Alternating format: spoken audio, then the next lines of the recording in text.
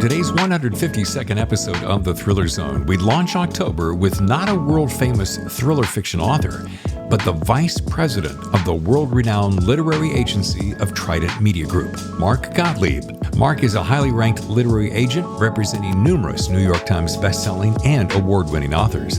And today's podcast promises to inform and enlighten anyone who is interested in pursuing a career in the ever-expanding world of literature. I'm David Temple, your host. It's time to get into the Thriller Zone. And a great big hearty welcome to Mark Gottlieb right here on the Thriller Zone. Oh, thank you. It's good to be here. I've followed your show before. You've had some great, guest speakers on the show. And thank you for what you do for the mystery and, crime thriller writer community. Well, thank you for saying that. It is born out of passion. I both read and write thrillers myself, and I'm just basically using my very first career as the jumping off point to do what I love, and that's talk to people like yourself. Now, generally we talk about books. By the way, folks, Mark is with Trident Media Group, probably one of the premier publishing talent agencies in the world since the beginning of time. I think, is that what you said? I think that's putting it lightly. So, every once in a while, I like to mix it up, and I like to have people on the show that aren't necessarily writers, but will serve the writers in a way to learn about the business. And I think having watched your career from afar for some time, I know that you're a great go-to resource, and I'm just so glad you're here today.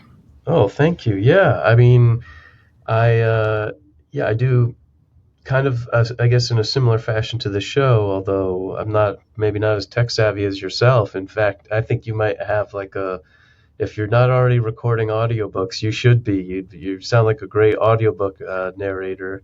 But yeah, I like to, I maintain a blog to help writers, just giving them information about the publishing industry and stuff like that. In addition to, just working with the books, that we usually represent. So yeah, it's I view it all holistically, and I can't believe I missed you at the at BoucherCon though. How did that happen? I mean, you were probably traveling with a big entourage, right? I mean, just press people and security guards. That'd be cool. Well, no, I believe it or not, I had never been to a BoucherCon, and the whole thing was that I figured, because our offices are in New York City. Book publishing, for whatever reason, better or worse, it's situated in New York City, so our offices are right across the street from, Grand Central. Mm-hmm. And Thriller Fest is there every year, so it is quite literally in our backyard. So, I would be too lazy to go to BoucherCon. I would figure, well, all of that's just gonna come to me here in New York. It's how us New Yorkers think. We live on an island, so. Yeah. But I thought I should really check it out because one of my colleagues goes every year, and San Diego's a cool city, and so it was fun. Well, dang it, if I had known that, I would have gone out of my way to hook up and meet you and talk, because it was a great opportunity. You may have seen, I got to sit down with some of the folks over at Atrium Mystery Bus, and David Brown, those guys hooked me up to sit down and talk to a few of them. And of course, just seeing a lot of the authors that I correspond with on a daily and weekly basis, it's cool for me to sit down and have a beer with or chat over coffee. Oh yeah, finally get to attach a name to a face. And you got a really great restaurant and bar scene over there too. It's all built right around the convention center, so it's perfect. Yeah, imagine that. Mm-hmm. Yeah. Well, I want to get warmed up a little bit. I know that we've got you're in New York, you're at the top of the spear, you're in the center of the universe. So we're going to move real quickly so that you can get back to all the things that you. Okay. But I do want to say, how has what's been? Let's do this. What's been a professional highlight of the summer thus far, besides going to BoucherCon? What's just been something that you went, wow, this is one thing that's happened this year so far that was practically blew my mind. Well, I have a something of a mystery book although I don't know if it's squarely within the mystery genre, but There's this professor, John A. McDermott, who runs the creative writing program at Stephen F. Austin State, and he wrote a debut novel. We sold it to, you mentioned Atria, we sold it to Peter Borland at Atria. Peter only publishes 12 books a year, and they're usually from really established best-selling authors like Janet Ivanovich, and he's Frederick Bachman's publisher, who wrote A Man Called Uwe. And he bought the book, and it was announced in Publishers Weekly magazine. They only, run 6 book deals a week, and this was one of them. And it's a really cool premise for a book. I've never heard any premise quite like it. Basically, Alfred Hitchcock, in commemorating his show, his movie Psycho, this is a true story. Time magazine, I think there was an article about it. They covered the event. He rented an old Victorian mansion on the Upper East Side in Manhattan. The building is still there. You can visit it, although someone's living there, so. Yeah. Um, knock, and, knock, knock, I'm coming in. Right, yeah. But he hired professional actors to play ghosts at this party. And the thing that surprises people this one evening is that they're real ghosts who show up at the party.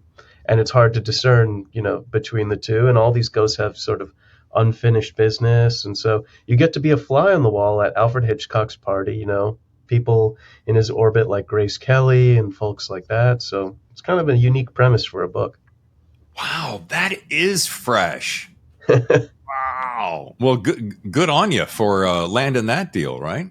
Yeah, we're excited for it. I think we're going to feature it at the Frankfurt Book Fair in Germany. So we'll try and get some translations of the book sold and see what could happen in the book to film and TV space. I think there's some excitement there too for the project.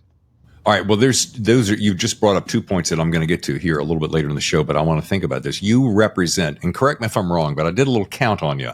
It looks like you rep about 91 authors. Is that right? Am I close? Yourself. Me personally, or? Yeah, I think I saw this under your category. Was that close? Could be. I'm not sure where you're looking at our website or maybe Publishers Marketplace, but I have at any given point probably working with a few dozen or so clients. I've done over 270 some odd book deals, but maybe it's showing that's the number of authors pertaining to those book deals. That might be what you're looking at on Publishers Marketplace. The agency as a whole, though, I mean, there are probably thousands of clients here, and a lot of them big bestsellers, yeah. All right. Well, to that point, I asked myself, how do you manage to keep so many people happy? You're going to notice right now I do a 2-part question all the time. So how do you keep them all happy?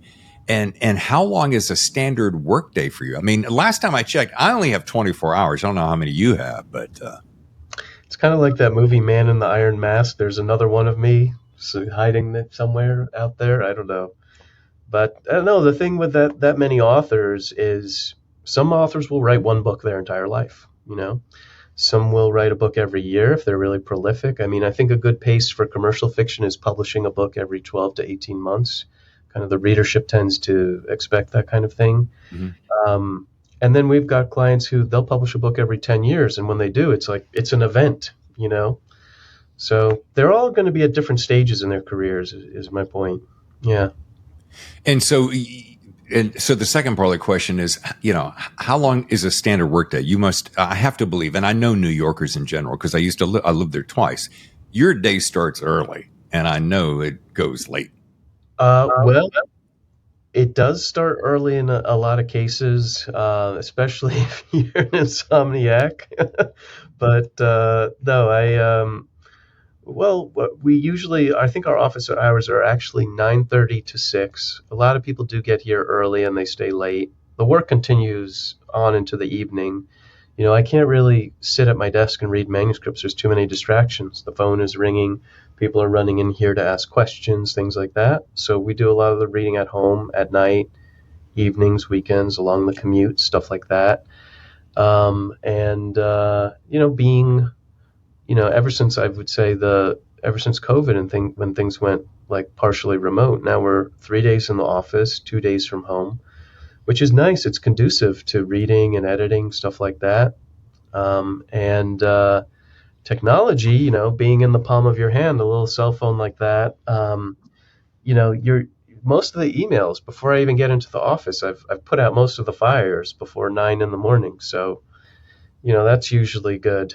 But we do shift our hours around like that because we like to stay later than just being 9 to 5 because we try to match up with Hollywood, with the West Coast Oh, for pitching books for film and TV. That's part of the reason. And then the my colleagues who work in foreign rights, they shift their time zones around a little bit too because they're dealing with publishers in other countries, Eastern Europe, Asia, so they have probably have odd hours too. so to go back to that question that popped into my head a minute ago was, besides repping numerous New York Times bestselling authors, you also work with selling and optioning books for TV and film. That's right. I know a little bit about that. I got a pretty good idea, but for my audience who may not know how that procedure works, tell us, walk us through that procedure, Mark. Something you find a book is spectacular, and you're like, ooh, Hollywood wants to option it. First of all, how does the option buy process work? Okay. Let's use the example of the book I just gave. We ran a book deal announcement for the author, both in Publishers Marketplace and Publishers Weekly magazine. The film and TV industry, they watch that stuff. They read the book deals, and sometimes they might reach out and say, hey, we're a studio, or we're looking for this actor or this director, and this project sounds really interesting to us. Are the film and TV rights available? And we'll either say yes or no. And when the manuscript's ready, we'll send it to them, for them to review. And, you could end up with a few different scenarios, like a couple of which you mentioned. One scenario, ideal scenario, would be the film or a TV company, the studio wants to option it, which basically means kind of like they're hoping for a golden goose. They put maybe 10, 20, $30,000. The option payments aren't always huge, but it's to have about a year or so to put the project together. So to get a showrunner, to get the producer, to get the director, the actors involved, put a writer on it, put it all together for the studio. And that can take a while to put the project together like that. So they're basically by themselves exclusivity and time in having a film and TV option on a book. Or the studio, and this has happened in the case with another client of mine who actually, she writes thrillers. She's a New York Times bestselling author. Sony Studios bought the book outright. So they own it like in perpetuity. They purchased it. It's called a purchase instead of an option. So that in that kind of instance, probably you're looking at least, I mean, we've done purchases for millions of dollars, but you're looking probably, you could be looking in the six figures, for a purchase. And basically the studio owns it and then they can do what they want with it. Not like a book though, with a term of copyright or something, or a license. I mean, they kind of just own it for almost indefinitely. All right, I want to go back to one thing. I want to make sure that I heard the word. Nice product placement right there, TMG. I want to know, did you say usually are or aren't? The aren't kind of disappeared on the option. You said they are usually a high price or aren't. The options. So the option fees, Yeah. they're usually, you're talking tens of thousands of dollars. Okay, gotcha. Rarely talking six figures or $1 million purchases for someone to option a book for film or TV. So it isn't huge money, but some projects get, nicely sustained that way. For instance, we have clients who they get an option renewed year over year over year by a studio that wants to continue to sit on a project, and the estate or the author, is happy to continue to collect the option fees. If they want to sit on it, at least they're paying money to do so. Now, let me ask you a question. This is interesting. It just popped into my head. So let's say, for instance, I have a book. Somebody wants to option it. You do the deal, and we'll call it $10,000. And a year passes, and the option is lapsed. Uh-huh. And they come back and they go, "Hey, I want to do it again." I'm like, "Yeah, okay. Say we do a little bit more, 20,000." I'm making these numbers up. All right. Then what happens is halfway through that, somebody else in Hollywood goes, "Ooh, I really want it. I want it bad." I'm stuck with that second year option, aren't I? I can't jump out of that option. Is that true or not? So yes, you're talking about an instance where maybe the first option period lapses, so a year's gone by, and the studio at that point can choose to renew or not renew the option. If they renew it, they usually pay another fee to continue to add more months, like whether it be 6 more months or a year or whatever. We usually try to get them to pay more money to, the longer they sit on a project, or we ask for less time, one of the two. But what you're talking about is an instance where now an option period has renewed, and another company that looks very interesting, very appealing comes along, and you want to see the project situated with them, but it's already it's under option with another company. Kind of they're sitting on the egg. Um, Sometimes what you can do, and we've done this in a couple of instances, you can make a marriage between the two companies. You know, you get them to co-produce or get them both on the project if they're willing to do that. We did that, in one instance. There was a very well-known actor, director, producer. He has I'm trying to respect people's privacy, but so he has a bunch of shows and movies. Probably you have seen. He's won a ton of awards. He kind of came out of the woodwork after something was already under option with another company, a production company, and we really, really wanted his involvement in the project because he's a huge name. And so we introduced the two companies and got them working together. Nice. So everybody wins. Yeah. When that can happen, that's great. Yeah. Yeah. Now, to switch gears just a little bit, your background obviously plays a role in your successful career. And what was meaning your education, because you have a rather handsome education, what was one of your biggest takeaways there while attending Emerson College, where you studied literature and publishing? What in those formative years made you go, oh yeah, this is exactly what I'm built to do? And what was that biggest takeaway from that time? The funny thing is, that did not really happen for me until maybe my junior or senior year of college. When I was first looking at schools, we went to a very well-known school growing up, and a lot of my friends went to Ivy League schools and things like that. And I thought to myself, well, I can go to Columbia or I can go to Cornell. I can study comparative literature, but what would that tell me about working in book publishing? And, I knew I wanted to make my way toward book publishing in large part because both my parents worked in publishing, and it's actually my family business where I work. We own and operate the company. So I knew I wanted to work in publishing, but there weren't a lot of schools offering an undergraduate study in book publishing. But Emerson College was one of them, and it was only the second year they created that program at the school. So it was still fresh and new. And when I got there, I was all excited, and then I realized they didn't have a whole lot of publishing classes. What they had instead was mostly literature, creative writing classes, and the occasional publishing class. Who could they get to come in and teach a publishing course except professional, like editors, people who work in publishing in the Boston area where the school was based?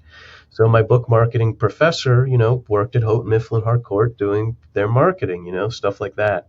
And as the years went on in the school, they would add in more courses. We formed a publishing club. We started a small press to help the school build out the curriculum and its understanding of publishing. And the club is still there. The publication we created is still there. And it was a good entree into book publishing rather than simply stumbling out of the humanities and then trying to make sense of the book business. That's awesome. So you kind of made your own way, to borrow a phrase. In a certain sense, we, for instance, because we weren't getting the publishing classes that we wanted, we would bring in like a local author. There's a thriller author we actually represent here. He's a New York Times bestselling author named William Martin, or I know him as Bill Martin. He writes historical thrillers, kind of like in the that National Treasure, that kind of school of, Sure. Or Clyde Cussler, that kind of thing. And he was local to Boston, and so we would have him in to come and speak. And sometimes in the club we would make curriculum for ourselves. And occasionally I would be sitting in like a book editing class and find a sheet that we had made for our publishing course. And I would call the professor out on it in front of the other students, and the professor, he would say something like, "Well, it's an academic community. We share this kind of information." I said, "That's fine, but you can give some credit for that, at the top of the handout or whatever you're using." Yeah, that's great. Now, talking about being busy, which it seems that your life is full of, you've lectured on both writing and publishing. Let's see. Let's rattle off a few small schools, or hardly even anybody knows about them: Yale, Cambridge, Columbia, Emerson. And I read where in your free time, now this knocks me out, folks. In your free time, do you still tutor English language classes to adults from underprivileged immigrant families? So yeah, these are like a few of the different things I do, but yeah, basically, as a part of I feel like it's a part of my job to give back. You can't just continually take from the well and not give back. So I go to a lot of conferences, events, schools, and things like that, and I speak about publishing, at libraries and things like that, to kind of teach people about the book world and to help, hopeful writers become published authors, basically. And then, as a part of that, when I moved up to Stamford, Connecticut during the pandemic, and a lot of us had more free time on our hands, suddenly we didn't have a commute and all this. I thought, well, how can I give back to the community? And I reached out to an organization called Family Centers, which is a big multinational organization. They provide a lot of health and human services, medical to and education to basically mostly low income immigrant families, things like that. And I said, here's what I do. How can I best help you all? And they said, well, we need someone to tutor free English classes. And so I did that for a semester or two there. And they're always in need.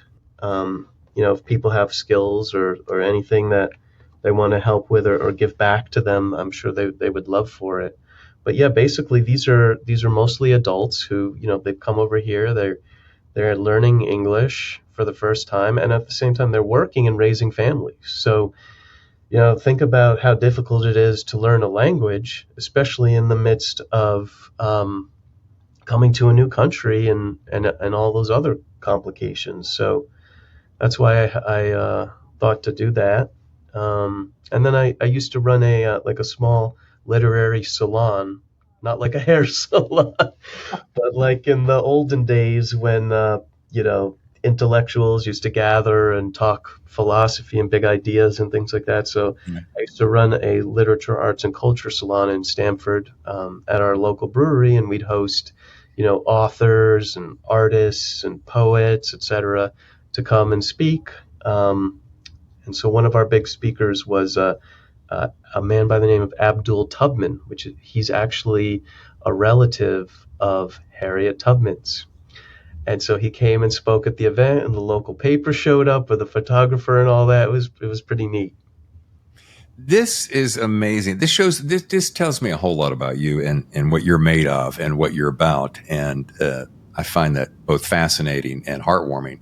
It does beg this question. And this kept going through my mind when I was reading about you. I'm like, okay, he's over here doing this and he's doing that and he's doing, I mean, what does Mark do with his spare time? Now, I know you love to There's travel. no spare time. That's the short answer. Yeah, none, right? Well, I think for me, publishing, it's more than a job or a lifestyle or a career or any of that. It's an extension of me. It's just another part of me. It's who I am. And I enjoy it, and I think it makes life interesting, and it's nice when work is like that in your life. It doesn't feel like work anymore. It feels like you're just living life, and it's all kind of works out. It comes together in a way. Yeah, you just stole the thought that was going through my mind at that exact second. If you do what you love, you never work a day in your life, right? Yeah, yeah. I mean, look how prolific. I guess I don't know. Picasso was really prolific. He must have been doing what he loved. I mean, to make that much artwork. So there are people who just enjoy what they do, and it looks like they do too much of it, but they're enjoying themselves. Yeah, but I tell you what, that is a great lesson in life, if you ask me. I mean, I do this because I love it. You do that because you love it.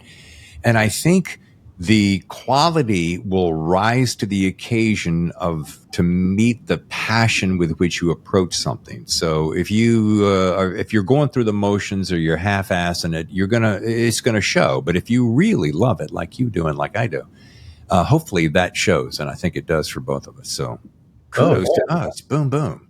hey, yeah. Now let's talk about. I'd like to talk about the business side of things. I'd love to know a couple of, let's call them best practices. So let's say, for instance, I'm looking for an agent, which is actually kind of true. Did I say that out loud? But like, what's the best practice for someone in the position of my listeners that we want to find an agent, we want to do it the right way, we don't look like an idiot. Tell me what that looks like. Well, I think for a lot of writers starting out, the equation to them is always, I've written a book, now I go and get an agent because that's my way into book publishing, and that's how I go on to have a successful career. But I think before doing that, it's always worth kind of sort of pausing, take a beat, and say, and look at the manuscript one more time, and then say to you, like, for instance, I mean, you go to BoucherCon, right? Or I imagine you've been to Thriller Fest or some similar such events. A lot of writers will go to workshops and conferences, things like that, to build out their network, to get people to like endorse their books, to really understand the craft, storytelling, all of that, and to just hone their writing, and build a background in writing, like different writing credentials and things like that. Then they'll begin I think from there, when they feel like the manuscript is really ready to go, it's melded nicely to the needs of the marketplace, and that the writer has all these great feathers in their cap. I think then they go out and begin to approach agents. Probably they use, I would say there's a ton of information online, there's a ton of misinformation online. I think the simplest thing to do, if there were a magic bullet, there's a website called Publishers Marketplace, which is basically like the online Rolodex of book publishing. Mm-hmm. And that's a great way to search agents, see the kinds of deals they're doing, what if they're strong in a certain category, something like that, and then to reach out to them from there, because all their contact details are there. That's Now, a good way for them to start. superb insight. I am familiar with that. By the way, conversely, what could you say would be the biggest mistake? Well, You had a look of recognition there, like, oh, I've got that covered, David. definitely. Well, there are so many things. I usually say there's so many things you can do wrong that it's almost easier to just focus on the things you can do right, Right. So, but sometimes writers will come to me with an idea and be like, this is my book idea. And I'm like, oh, that sounds great. Send it to me. And they're like, well, I haven't written it yet. I was just seeing if you'd be interested. And now I feel compelled to write it. So that doesn't help anyone really. I think that would definitely be a big mistake, or along those lines, not writing a book which is way too long or way too short, right? That kind Right. of. Okay, how about this? What is let's do this. I'd love to know one of your favorite aspects of your job. Going back to that, I'm living my passion. So what's that thing that I always use the phrase that makes me tick? What's that thing that gets you out of bed and you're like, man, I can't wait to get to the office to do blank? Well, I remember a distinct moment. So I go every year to like the Yale Writers Workshop.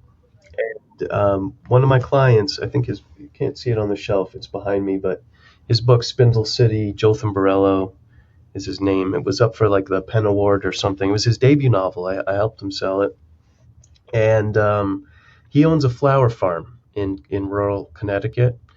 And he invited me and my wife up to help him. We were planting flower bulbs. He sells flowers at the farmer's market. He has a farm there, not just teaching like creative writing. But anyway, I said to him, Jotham, how do you feel about your debut novel? Like, are you happy? The book's published and everything. And he said, are you kidding me?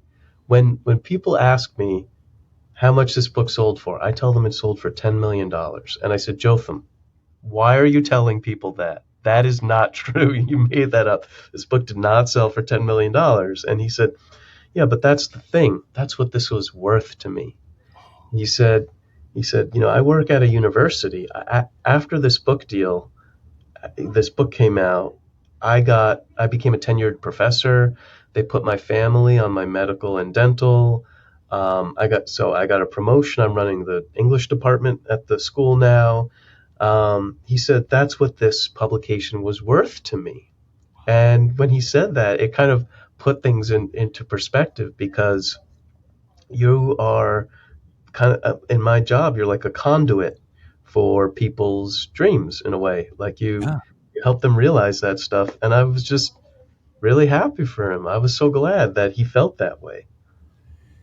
I want to take a second on that because that's so neat. I mean, you are the conduit for people's dreams. And when you put it that way, it just like hit me. And that has got to give you such a remarkable feeling of satisfaction that, I mean, it's one thing, you close a deal, yeah, and you get a nice little chunk of it, whatever. But the fact that you're making a dream come true for somebody who has spent hours, weeks, months, years toiling on this story that they were afraid no one would believe in, but you did, and you take it and you nurture it and you sell it. I mean, tell me It's like about being the Sandman, I guess. that. Yeah, no, you live a little bit vicariously. It's like, remember in the movie Grease when they're like, tell me more. They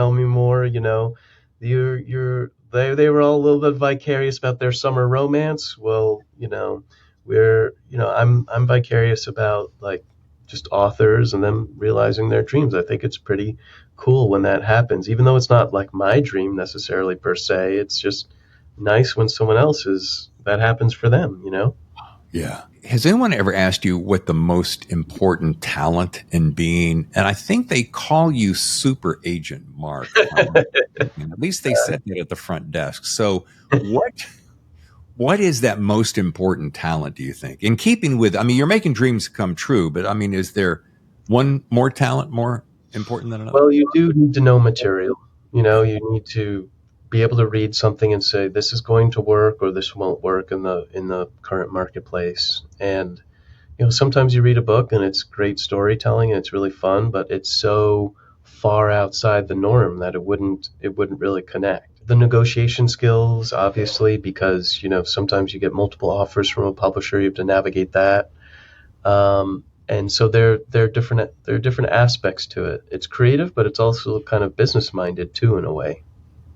Mark, I get the unique honor of being able to read a lot of books in a given week, and actually to a point of almost a challenge when it comes to my own personal writing and free time. But as you were telling that, and I'm completely on board with you, I thought to myself, a couple of books have come along recently, and they've done a number of different things. You've got your standard straight ahead thriller, commercial thriller that you're like, oh yeah, you're reading it and the pages are turning. You're like, yeah, I got this. It fits into a perfect little category. Mm. Then I've run across books that I'm reading. This thing is kind of crap. And it's just, you're like, oh, it's crap. And I'm not sure. Mm. Right. And then that category. Then Mm. you have the surprises of where you're going, I'm not really sure and then you get into it and they pull you in and they suck you in, and then you're off to the races and you're like, I man, I'm know. glad I waited until part of that second act, if I'll give it that much time, because bam. Mm. And go ahead. I was going to say, is that's like a slow burn thriller or something they call them sometimes, or slow burn mystery, something like that. And if you didn't know it, you'd give up on it. Or if you didn't have the patience, you'd give up on it. But a couple of times I'm like, I'm going to give it one more chapter. And I always respect it because I know how much time it takes to put into it. But I always find myself going, man, it always falls into about one of three categories. Anyway, let me move on to this, because you mentioned something a minute ago about a Frankfurt fair, because there's a fair that you were at recently. Oh, in Germany, the Frankfurt Book Fair. Yep. Right. But you were at one. I saw, I was stalking you. I mean, doing homework for we're looking on your Instagram account, and you were in London. We did go to the London Book Fair, and we go there every year, to pitch editors, mostly UK editors, but some foreign publishers to get our books translated and published overseas. Same thing in Germany, which we're getting ready for. It's in this October. It's like less than a month away. Oh, wow. Well, the reason I brought that up is I've always wanted to attend the London Book Fair for some reason. Well, first of all, I've never been. Why Yeah, not? I know. I've never been to London. I've always wanted to go. My wife and I were talking the other day. I'm like, babe, let's go to London for crying out loud. I mean, we watch all London-based television British shows.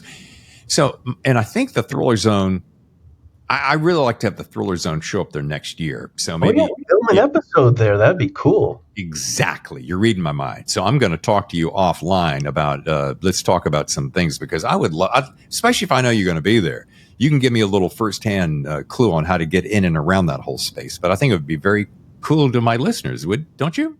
Oh, it'd be so neat because you'd be right there, like on the showroom floor with everything, and like you'd have access to all these great writers and publishers who are there. And they host the event in the Olympia Center, which was built by Queen Victoria. It was an old train station, and it's still this kind of old wrought iron and glass. One year I was there somehow pigeons managed to get into the building. You see them flying around, and there's a guy who works there who has the coolest job in the world. He's like it's such a British thing. He has a falcon, and the falcon goes and catches these pigeons and brings them back to him. And I thought, okay, that's a little bit gruesome, but at the same time, that's pretty cool. It's kind of medieval. Yeah. So yeah, I mean, sometimes you see the falcon flying around catching these pigeons. Wow. That is definitely something you don't see every day. The British have a certain way of doing things, Yeah. I love that. Well, listen, I want to be respectful of your time and I want to move away, and get going. There's a last personal question. And I'd Sure. love to know this for some particular reason. First of all, I never asked you. You work with your dad. Your Yes. dad still runs a joint, right?